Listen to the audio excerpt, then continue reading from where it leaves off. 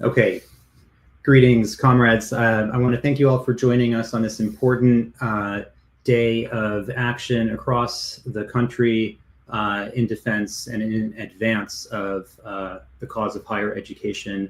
It's an honor for Common Notions Press to gather a few of our comrades and authors who've done some deep thinking and some deep organizing on the question of not only what the institution of higher education has come to mean, how it's been shaped by social movements, but the deeper question and horizon of what liberation means through education. There are day-long programming efforts that are part of the National Day of Action for Higher Education, and our contribution, I think, really draws on a number of the organizing initiatives that have been emergent over the last year and a half, but certainly draw on a longer reservoir of social movements across students, faculty, and staff on a number of different private and public universities across the higher education landscape. Clearly something is brewing, and one of the most important things that I think for us at Common Notions to identify is the sort of convergence of a resurgent labor militancy that's connecting in really important and I think integral ways with an anti-colonial and anti-racist radical tradition that's brewing on campus, that's confronting and making the connections to the ongoing war and genocide on Gaza and the conditions and complicities of our institutions. And so it's in that constellation of organizing and deep thinking that we have to ask ourselves, what is the meaning and value and horizon of education? And again, it's an enormous honor and privilege to be able to contribute a small contribution to that conversation with our comrades here today. So I'm going to introduce our speakers and then give the stage over to Jason Wozniak as well to say a few words to set the stage for what this conversation means in the context of a National Day of Action. So we have with us Johanna Fernández, who's an associate professor of history at Baruch College and the CUNY Graduate Center. She's the author of the book, The Young Lords, A Radical History, which is right here. I absolutely encourage you all to pick it up, which delves into a history of the Puerto Rican counterpart to the Black Panther Party, the Young Lords. She teaches 20th century US history and the history of social movements. We've got Conor Tomás Reed, who's a long-standing organizer of radical culture and education movements in the Americas and the Caribbean, in, through, and in many ways beyond their study at the CUNY, in the CUNY system, and is the author of New York Liberation School, Study and Movement for the People's University. Absolutely essential reading as well. We also have Sonia Borges, who's a militant interdisciplinary historian, documentarian, and social and political organizer. She's the author of the book Militant Education, Liberation Struggle, Consciousness, the PAIGC Education in Guinea-Bissau, 1963 to 1978. Is also the author of Ragas, Because the Sea Has No Place to Grab, a memoir of home, migration, and African liberation, co-authored with Maria Isabel Vaz Borges. Sonia is an assistant professor in the History and Africana Studies program at Drexel University. And here's the Ragas book here. Sonia continues to write on education and liberation struggles and is working on a concept and developing work around the walking archives. And we have Jason Wozniak here with us, who's a Day of Action Steering Committee member with the Coalition for Action in Higher Education. Jason's also a researcher and organizer with the Debt Collective, and is an associate professor of educational foundations and policy studies at Westchester University, and is also a member of the Coalition Against Campus Debt and co-author of Lending Rule, Fighting the Shadow Financialization of Public Universities. These are all incredibly important contributions to our moment and our movement thinking today. And in fact, I mean, it's no surprise that all of you are part of deep and wide coalitional efforts. Today's conversation is meant to kind of connect a number of dots on what the organizing landscape looks like today, its historical precedences, and to think through the kind of coalition possibilities that are emergent in the moment. One of the inspirations for this conversation comes from an intuition that Jason and others shared in recent weeks, that the assembly form, the ability to connect and have conversation, is increasingly important to how we organize. And so we had the quite, I think, simple but obviously overly grandiose idea that if we gather folks in a room and ask the question, what is to be done in the state of higher education, that some very interesting and very urgent proposals would emerge. And indeed, we hosted such an assembly at Making Worlds Cooperative Bookstore and Social Center. The conversation clearly went beyond the confines of that room, and our intuition follows today too, that we need to figure out how to make as many bridges and connections and as wide a coalition as possible. And so our contributions today are a humble effort to add to that agenda. So Jason, if you would share a little bit more about how the Day of Action came together today, and where we're at in terms of the organizing efforts that are leading into today's work. Okay, thank you so much, and thank you, Malav, and thank you, Common Notions. I think it is absolutely necessary to also say that Common Notions plays an enormous role in sustaining and creating a left ecosystem that allows a variety of connections, a variety of ways of critiquing the present and dreaming of future through all the work you do, through publishing, but also through hosting various events. So thank you so much for the tireless work and for everything you put into this moment and seeding the futures to come. So it's really an honor to be here with you and to be here with everyone else in this room. I've learned so much from all of you and had the pleasure of getting to meet some of you in person. So this is truly a great thing. And to the audience that's watching, if you're watching this, you're part of a day of action, a day of saying no more to authoritarianism, to the neoliberal university project, and to forms of repression, oppression, violence. And instead, you're taking part in an activity to imagine what we can do in education spaces. I think all these authors here are going to talk about the university as a site of struggle, how it's an important terrain that we can't give up, that we need to fight for, and now more than ever. And I just want to say two things about the Day of Action. The CAHI April 17th Day of Action, this is the second year that we were doing this. Last year we did this as well. It was about 90 campuses last year, plus one online event. This year we're over, at the time of this recording, we're over 200 campuses participating. We have a full set of online events. And as Malav mentioned, there's clearly something brewing. There is clearly a desire for some radical change in education that we get to determine, not the right. And so I think I just want to say that thank you to all the speakers on behalf of the steering committee. It's truly an honor to have you doing this work. And the last thing to say is that this is just the beginning. We recognize that one event is not going to reshape the history or the present, nor the future that we need. And so keep your eyes out for future assemblies, for future calls to plan like what is to be done next. There is a network in formation. We need to keep building that, keep tying those ties tighter and expanding. So thank you, everyone. And I look forward to hearing what y'all have to say. Thank you, Jason. Yeah, so clearly there's a lot up for grabs in this moment. And the question that we wanted to pose to our speakers and panelists here today is quite simply, what is to be defended and what is to be developed beyond the existing terrain of higher education?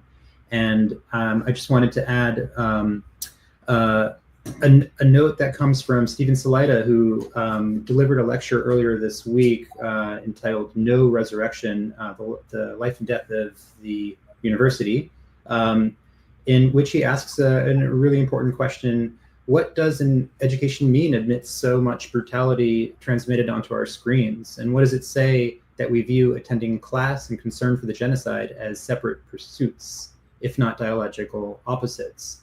And he reminds us that the virtues of higher education were always tethered to capital accumulation and colonial enterprise. But of course, as we know, and certainly from the work that each of our panelists have contributed, there is a terrain of struggle that defines higher education that's rooted in much more liberatory and emancipatory possibilities within what education means. And the possibility there of figuring out how to reroot ourselves in those traditions within the existing institutions and landscape of higher education is part of that question of what is to be defended. But then how do we draw deeper into our reservoir of liberation struggles and traditions of anti-colonial internationalism to think about what education means for the directions for our collective liberation? So that's the broad question. I'm going to turn it over to Johanna to offer us some historical insight into this question, and then we'll move through the panel with Conor and then Sonia. Thank you, Malav, for that introduction and for hosting this conversation alongside Common Notions. And thank you to Jason for this Herculean effort that's so needed. I thought I'd offer some historical perspective to the questions. And so I'll start by saying that the American university, as we know, stands today as one of the most coveted centers of learning in the world. And it's renowned for its contributions to science, technology, medicine, and very importantly, the liberal arts. At the same time, that it has served as perhaps the last globally recognized site of influence for a waning American hegemony. Even its footing is now under siege amid the mounting political and ideological attacks that we're all familiar with. And I thought that perhaps the contradictory path that led the American university to become the admired site of learning that we know it is today might help us make sense of the crisis it now faces and where we might go from here. The expansion and funding of the American university is rooted in war, specifically the Cold War, when the federal government, driven by competition with the USSR, poured millions into higher education, especially in science, engineering, and area studies. The American university was not just shaped by war, it was instrumental in building the machinery of US militarism, from the development of the atomic bomb to the research and strategies that underpinned Cold War interventions across the globe and the Vietnam War. Because the university is so deeply intertwined with the interests of the state, it has historically come down hard on anti-war protests, from Vietnam and US interventions in Latin America to the anti-apartheid movement, and now the student-led fight against genocide in Gaza. Students have been disciplined, thrown out of school, banned from campus, and put in jail throughout this period from before World War II to the present. The Cold War expansion of the university also transformed higher education, however, into a mass institution. The GI Bill opened the doors to college for millions of returning veterans after World War II, predominantly white and many from working class backgrounds. And this granted access to higher education on a scale never seen before to people who had been excluded from the university. This demographic shift made the student uprisings of the 1960s possible. And it was those struggles that transformed the university into the dynamic, democratic space of learning it became. 1960s protests democratized the university and demanded that university inquiry serve the public good, not hegemonic interests. Protests expanded the scope of knowledge to be studied, with student-led protests for ethnic studies, Black history, and women's studies, and courses beyond the Western canon. Protests led to a re-envisioning of the classroom and the process of learning. It introduced the seminar. The 1960s introduced the seminar to the American university, which, as we know, fosters critical thinking and dialogue. Students claimed a role in shaping campus life, fighting for freedom of speech and shared governance. And this is why this claiming of campus life on the part of students is what makes campus life in private institutions and even public ones so dynamic. There's a sense that learning doesn't only happen in the classroom, but it happens outside of the classroom. And protests forced the university to reorient itself outward and to become more connected to communities and global problems, no longer an isolated ivory tower.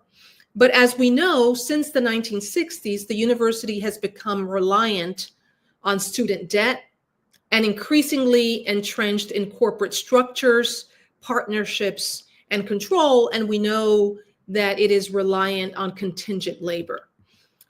In this moment of crisis, we need a re-envisioning of the university and society at large. I think we need to make the university broadly accessible to the world and to Americans, especially people at the bottom of society, rather than the expensive private luxury it is today. We need to defend free speech and academic freedom, especially after everything we saw following the protests against genocide in Gaza in the university. We need to take the military and the police out of the university and make the university a military and police-free zone. We need to institutionalize democratic governance. And we need to tie the university to the expansion of knowledge for the purposes of solving social and human problems, broadly defined. So I'll leave it there, and I look forward to continuing the conversation. All right. Thank you, Johanna, for those words, for getting us started. And first, want to share all love and respect to Johanna, Sonia, Malav, and Jason for this exchange. I want to applaud that this is a day of action to defend higher ed that's catalyzing street protests, teach-ins, coalitions to move in a shared rhythm. The writer John Berger once referred to mass mobilizations as dress rehearsals for a future where we can collectively run society from below. And so taking action together on one day develops our capacity to take action for a week, a semester, a year, beyond, to find each other and to build bonds to improve each other's lives. So as we can all agree, this present moment is devastatingly bleak. Fascism is not just on the rise, but is occupying the White House, much of the government and judiciary, and the armed agents of the state. Even before Trump's election, the U.S. gave Israel over $20 billion in military aid since fall 2023 to massacre Gaza in the most sociopathic ways possible, as well as to bomb the West Bank, Lebanon, Syria, and Yemen. And as I had written in my book, New York Liberation School, and as Nora Erekat recently highlights, this is a moment of the boomerang, when colonialism's horrors then blow back as fascism at home. The continual disappearances of entire Palestinian families, entire cities in Gaza, have now pivoted here to the abductions of international students who sought to end this genocide. The roundup of Palestinians to languish in Israeli prisons is now being applied to immigrants deported to a concentration camp in El Salvador, as Trump assesses how to also round up so-called U.S. homegrown criminals to be imprisoned there. So to resist this accelerating onslaught, we urgently need convergence spaces, to use a crucial phrase in the work of Christina Heatherton, where we can gather, strategize, and enact our vision to transform society while also beating back their fascist fever dream by any means necessary. The university is one such convergence space, not because it's an inherently radical institution or because students or campus workers are inherently radical actors, but because, as Johanna had mentioned, the university is one of the few spaces with a built-in social legitimacy where different folk come together for the shared purpose of critical thinking, and sometimes sweeping direct action, as we saw with the Spring 24 Gaza Solidarity encampments and across a deep archive of university upheavals historically. We then take these militant relationships and lessons from the classroom to the street, to the living room, the union hall, the religious and community center, and vice versa. So we shouldn't be surprised that the university is under attack as one of the central pillars of society under assault by the Trump, Musk, MAGA, Project 2025 regime. The far right wants to take over higher ed and impose their ideology, a dream they've planned for decades, as a battle for control over social infrastructure. And just like the gutting of Twitter was a test case for Doge's evisceration of the US government, the conservative takeover of the new College of Florida was a trial run for Trump to hijack Columbia and onwards. But this has been an incredibly bizarre year, so things couldn't get even more strange. Now Harvard University is apparently in the vanguard of the anti-Trump resistance by refusing to bow to his demands. So we're seeing these important major internal clashes among the economic elite, such that other private universities may follow suit and call Trump's bluff. So this is a complicated moment. Some voices in our movement have argued over the last dozen years that radicals should flee the university, or in the fiery months of the 2020 uprising, called for the abolition of police precincts and prisons, but also all repressive institutions, including universities. And I want to argue that instead of abandoning universities as a lost cause, or burning them all down, or simply assenting to the liberal university project's recovery, that we can learn from models like the 1969 Harlem University takeover at the City College of New York, or the recent Gaza Solidarity encampments, to think about how to collectively take these spaces over and to create counter institutions from below that are explicitly abolitionist, anti-fascist, anti-Zionist, feminist footholds to defend immigrants, queer and trans folk, working people, everyone who's in the crosshairs of this regime. Meanwhile, we can bridge these efforts with autonomous study happening in places like Labor Notes Troublemaker School, Philadelphia's own Abolition School, the Solidarity Research Center in LA, and beyond. And in CUNY and New York City, this is currently looking like people creating entwined Palestine and immigrant sanctuary defense, resisting the construction of 4 new jails, fostering the formation of the New York City Student Union across general workplace organizing, protecting abortion and gender-affirming care, y más, y más, y más. And this is really the inside-outside dual power legacy of militant education. So as internationalists, though, located in the belly of the beast, I invite us to also study where educational actions evolved into larger social uprisings elsewhere. So in places like Puerto Rico, Chile, Quebec, Oaxaca, Argentina, South Africa, Bangladesh, Serbia, people consciously reconfigured schools into radical conversion spaces to realize broader social needs. I want to borrow a powerfully unlawful word from La Popperson's A Third University as Possible, the verb hot wiring, to think about how we can hotwire our classrooms, campuses, and even neighborhoods in this moment. So in each of these spaces, start talking now about the escalatory power of grade strikes, tuition strikes, cross-sector strikes, sick-outs, walkouts, potentially a new wave of campus deoccupations, ongoing mutual aid. Hold public assemblies to give out know your rights info on interacting with the police and ICE, but to also practice collective decision-making. And as we pressure our universities to resist Trump's orders, to defend our students, teachers, and families from being deported, can we also map out how to defend each other from below? So we need to be going further with looking ahead, anticipate and practice with each other how to obstruct and evade capture by the state in a new underground railroad, Do we have emergency go bags packed and safe houses secured? Do we have text alerts to notify each other when ICE or other state entities are seen and confirmed? Do we have emergency plans to accompany each other to immigration hearings, to protect each other from being detained, to create community blockades to de-arrest each other? As we learned in Trump 1.0, it's much more difficult to free people after they've been arrested and are en route to being deported than it is to obstruct arrests from happening. And admittedly, we have some serious internal obstacles to this vision. One is around the culture of learning and democratic participation that we've inherited from schools. The social relations that we practice in the classroom inform how we act outside of them.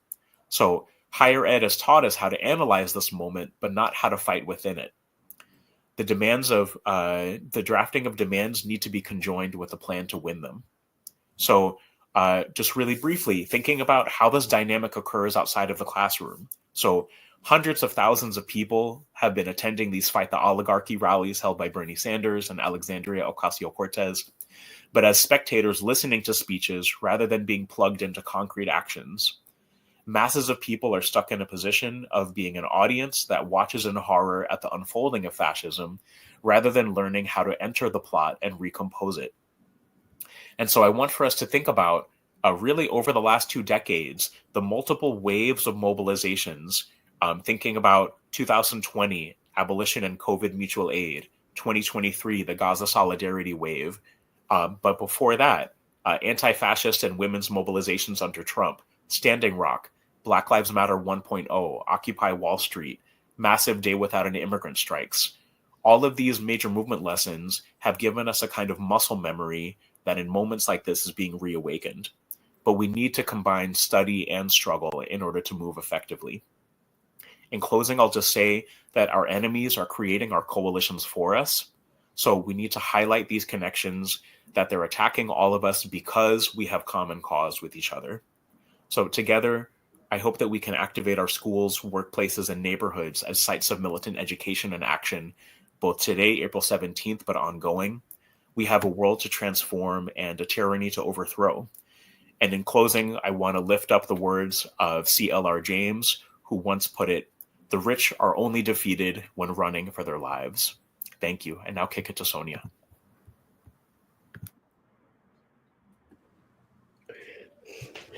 Thank you, Conor. Thank you, Johanna, for the wonderful sharing that you just did. Thank you, Malav, Common Notions, and Jason for putting this together. I'll try to be brief in order for us to have a little bit more time for discussion about what we all shared. So as today we celebrate the Day of Action for the Higher Education under the discussion of the topic of militant education and beyond the university, I think it's important to think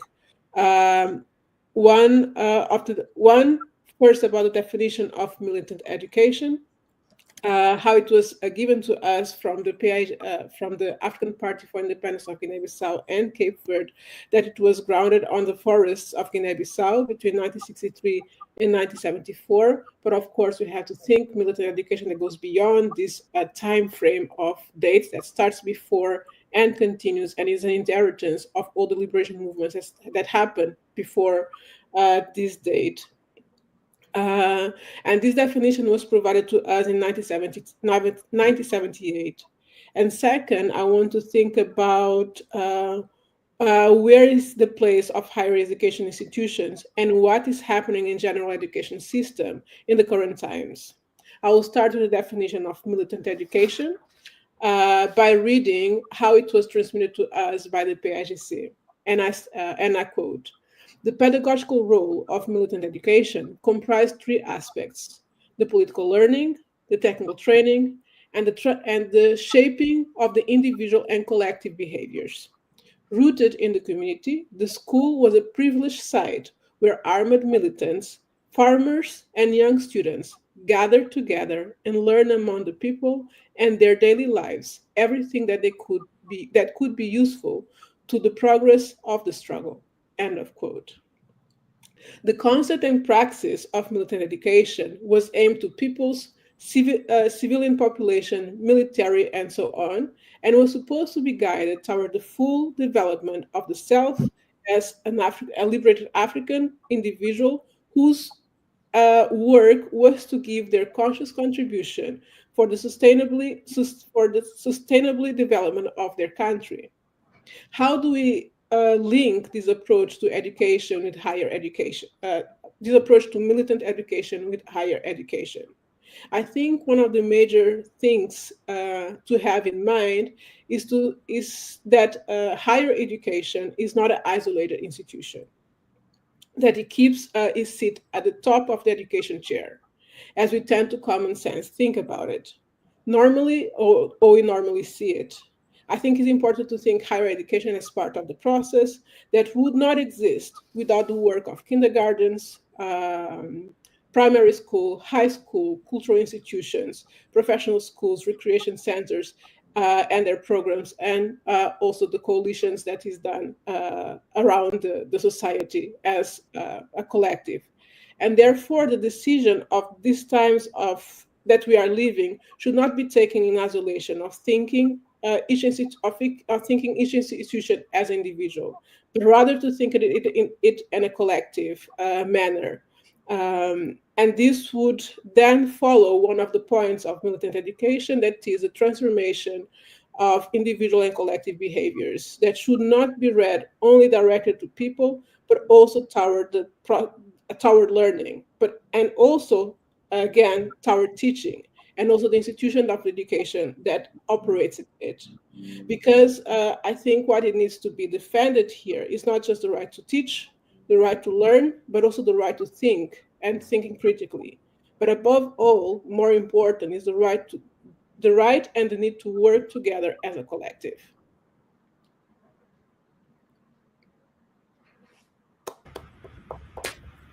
Bravo.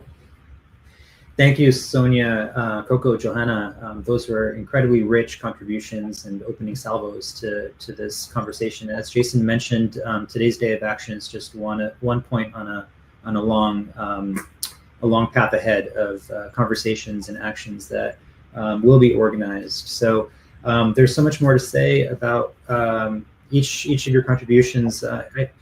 One thing that comes to mind is something that Alyosha Goldstein and Simone Ventura Trujillo put together in this anthology for Anti-Fascist Futures, both of which have contributions from Johanna and Sonia as well.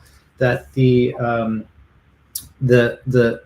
problem of naming the sort of resurgence of authoritarianism that we're seeing in this moment is also its desire to sort of seize, hijack, and dismantle prevailing knowledge systems in society, and how fragile the knowledge system that it depends on is, and we can sort of see how the coordinated attacks on a number of different fronts in the university draws out a whole blueprint of what it looks like to make our ability to think together, to learn together, to share our rich histories, to build those coalitions, is very much the sort of target of their efforts. So I wonder if you three could elaborate a bit on each other's comments about what's at stake, and what are the ways that we can kind of discover and rediscover each other's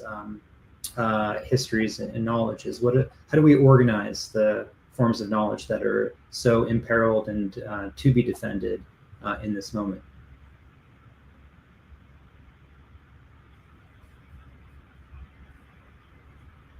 I can start. But I think what Conor and Johanna shared is incredibly important. And I think Conor laid out very well the numbers of ways that the knowledge is being produced and at the same time being disrupted from the colonial framework. More recently, we have the examples of the encampments in the university campus. And I think there's a lesson to extract from, or a lesson to learn from that. I don't want to use the term extract.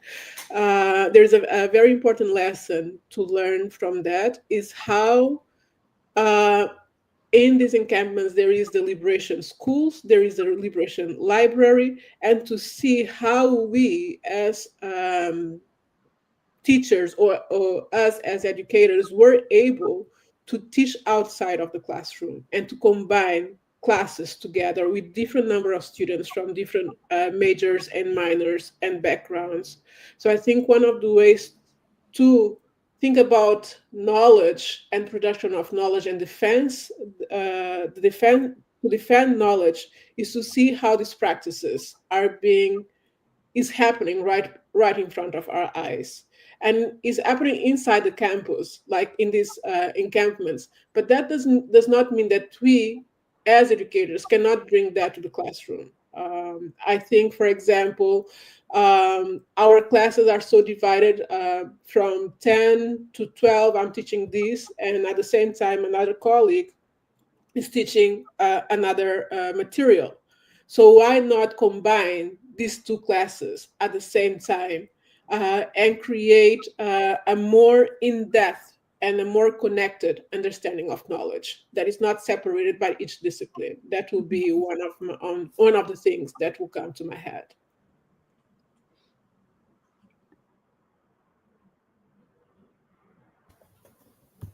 Thank you, Sonia, for getting us started.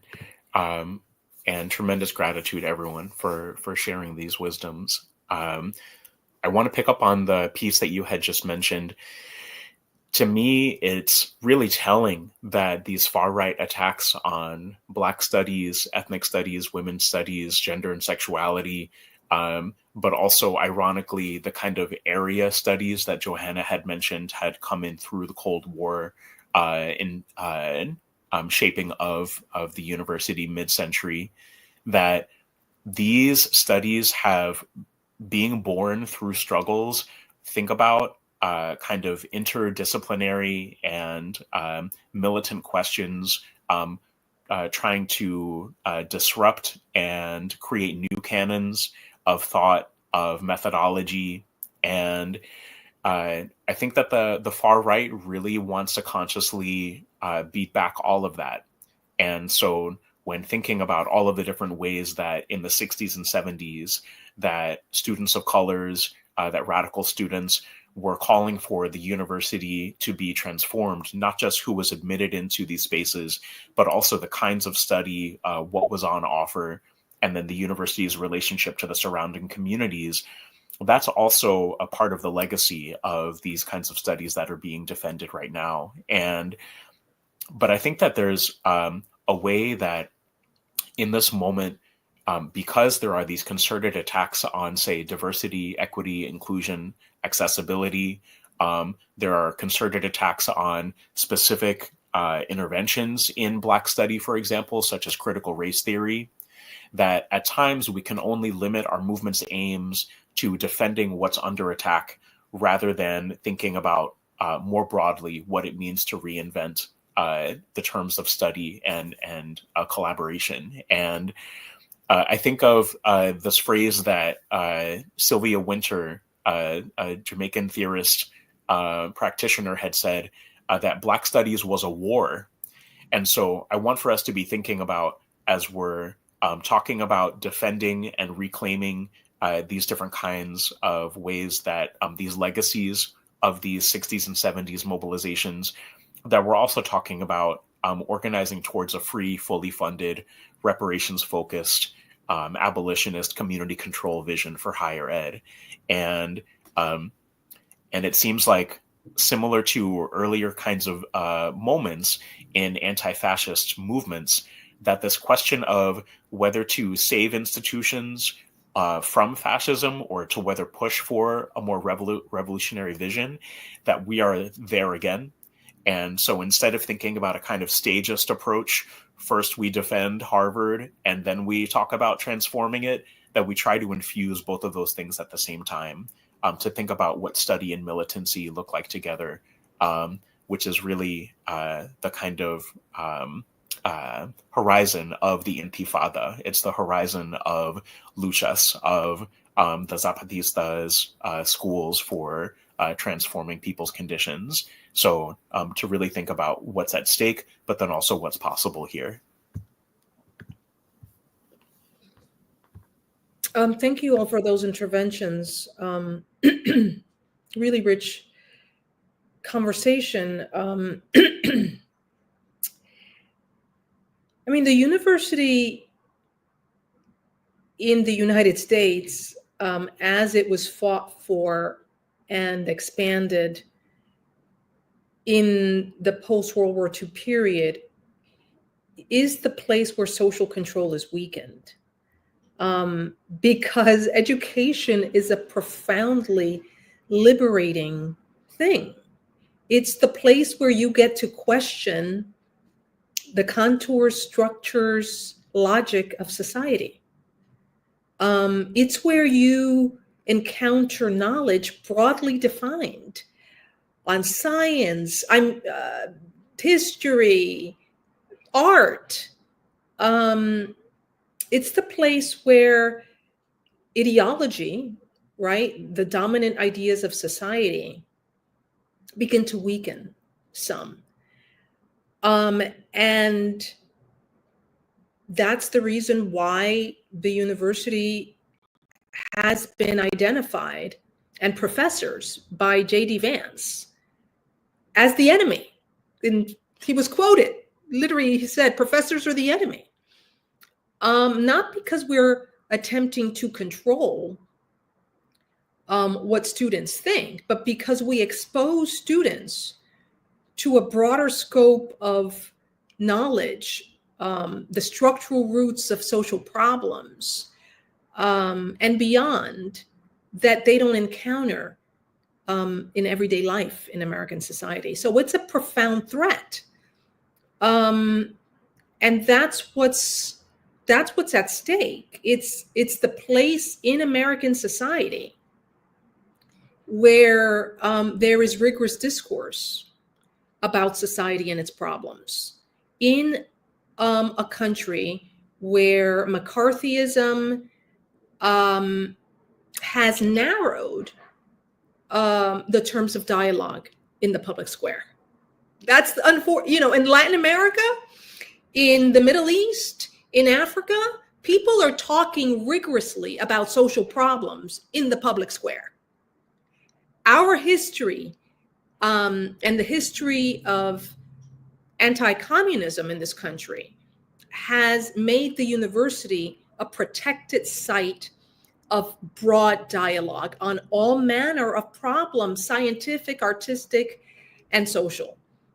And that's why the American university is such a dynamic and ongoing site of struggle, and a challenge to dominant power. And so that's what but it's also a site where we fight for our humanity, right? And the interests of humanity. And that's precisely what they are going after. But the stakes are profoundly high. And ultimately, we want to build a university where, we explore knowledge broadly defined, and the outer reaches of knowledge, but where that knowledge is actually used for the liberation of humanity.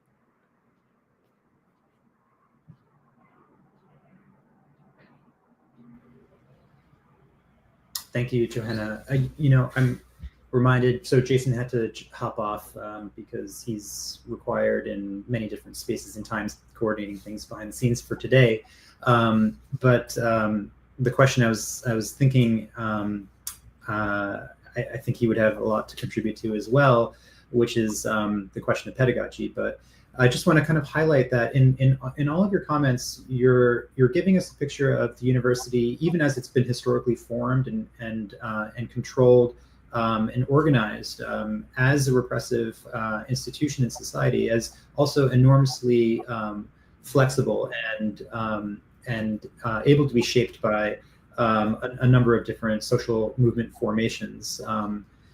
And that kind of entanglement of what we understand to be at stake in higher education today depends on knowing that those like militant histories that exist within the institutions. But I think what I'm hearing also as a reminder, especially from you, Johanna, that what we think of when we think of the university and what we think of when we think of students and professors or even learning are not static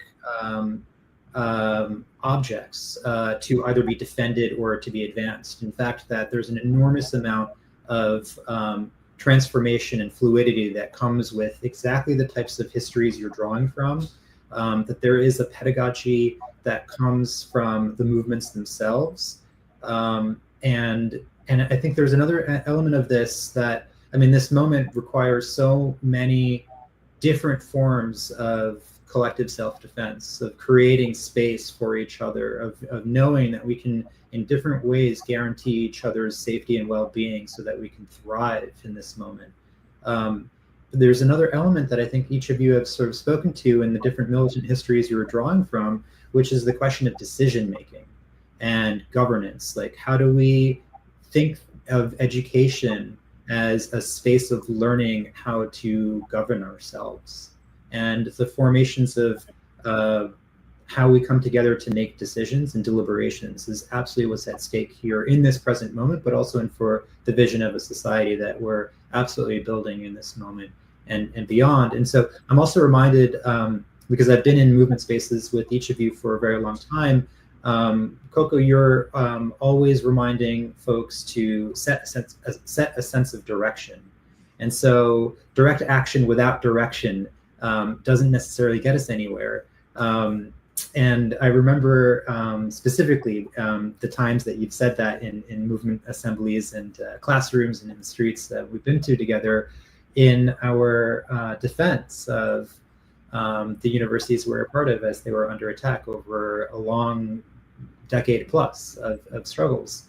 And so I want to ask each of you to offer from the deep reservoir of history and learnings that you're drawing from and adding to the conversation today, a sense of direction for the moment. Where does your mind and your heart land in this moment as a sense of direction that you want to call folks into?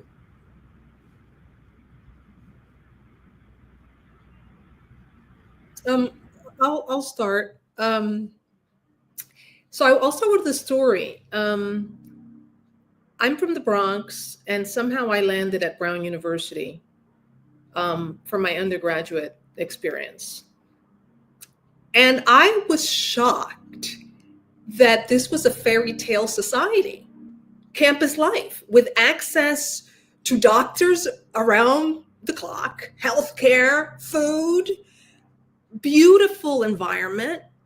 I mean, this seemed like a microcosm of socialism to me as I entered the university. Open debate and discussion, a sense that you should lead a purposeful life, that you were a valued member of society, and it was assumed. That ethic of, the liberal arts campus and environment that drives learning shouldn't be limited to the university. I think it's, the right of every human being to have access to food, housing, healthcare on demand. Of course, this is a ruling class institution where you're paying lots of money. But, this speaks to something that I think Conor might have mentioned before, that it's a site of experimentation and imagining a new society, right? And why shouldn't we all have access to this? So I think that moments of crisis and crises that are this deep really require a reimagining of who we are and what we want and what we deserve. And I think that this gathering is the beginning of a series of conversations in which we dream big dreams for the university and for society. And we think strategically about how to win. So I get a sense that there's a lot of incredible work being done, maybe behind the scenes on college campuses. But I don't think we can win atomized and fragmented. I think we need to come together to do that work. And I think this is also a moment to find out, like, what were the lessons of the uprisings of the last year around the genocide in Gaza? There were rich creations of community. There was a rich interface between community and university. There was caretaking. There was new knowledge that was being shared, not by professors, but by students and activists themselves, that literally expanded our understanding of the world and the moment. And this is really a moment for bringing people together to figure out what those lessons were and what those gains were, and perhaps apply those to the vision of the new university and new world that we want to fight for in this moment.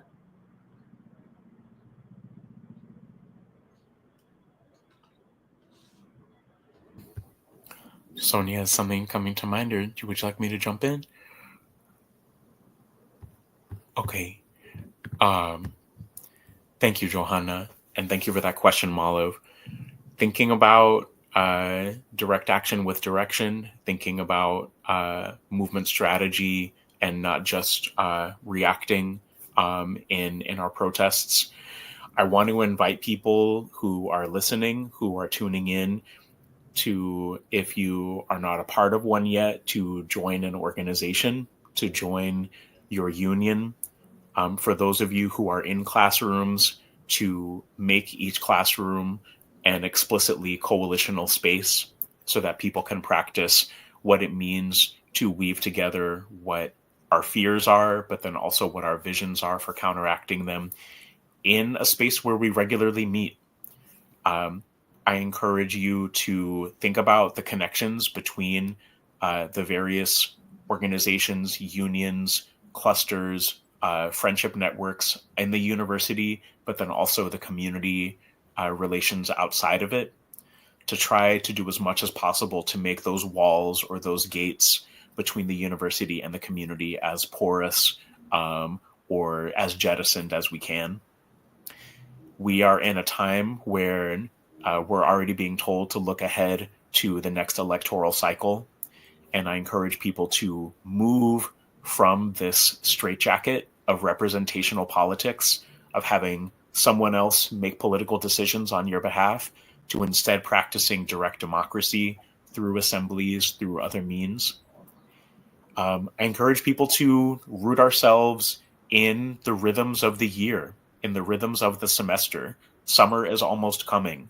How will we hold each other and study and struggle through that as we then enter a new academic year, as we look towards when many different unions will be within a few years, all having their contracts be finishing at the same time, the possibility of a general strike, how to develop our rhythms so that we can move towards potential strike rhythms.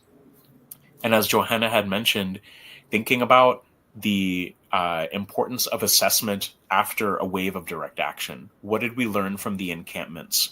What are the ways that both in the United States and across the Americas and the Caribbean, people were conducting very deep study of the infrastructure of their university, the places where people could gather, where there were resources, how people were able to get onto or get off of campus, thinking about the campus as a kind of physical space, as a physical terrain of struggle, that the encampments really teach us an incredible amount in terms of what we can do to once again see those as spaces for productive and even radical conflict. And, just to say the last piece, we have generations upon generations who are our ancestors in this struggle. And a part of them being able to pass on their lessons was making sure that they cared for themselves and each other through the process. That instead of a kind of ethos of martyrdom, that there was care and love and support. So I encourage you, hold your loved ones close. Think about how to support each other in very concrete terms, and to move with that love as we're also trying to resist what is a kind of regime of hate and of acrimony and of the most vicious kind of end times idea for what the world should be about. So I think that we have another vision in mind, and I'm excited to practice that with you all. Yeah. I don't know if I have much more to say beyond what Johanna and Conor just referred to, because I had, well, in my mind, we are all going through a process, or if there is no care or love and also action or a direct intention in what we are doing, and not thinking, as Conor said, to the coming for the next elections, but thinking about the present, we can run the risk of getting a burnout, because we are all becoming very overloaded with things to do, things to think, and so on. So love and care, I think, is essential in this process, and the sharing of the weight too, so that we keep the balance for everyone. But at the same time, it keeps one thing that I learned from the PAIGC freedom fighters is these three elements of militant education: the technical training, the political education, and the transformation of individual and collective behaviors. And my point of action at this moment is, how do I transfer these three elements to the classroom that I'm teaching? And how do I put it in practice with my comrades here or anywhere else that we are in this conversation? What does this mean? And how do we put that in practice, I think, is a strategies that one, or at least I am thinking on how to put it in practice in the classroom. Of course, using, again, for example, other techniques of teaching, for example, bringing to the classroom the theater of the oppressed. How do we do that? How do you utilize that for these three elements and the content that we are teaching or sharing with the students in the classroom?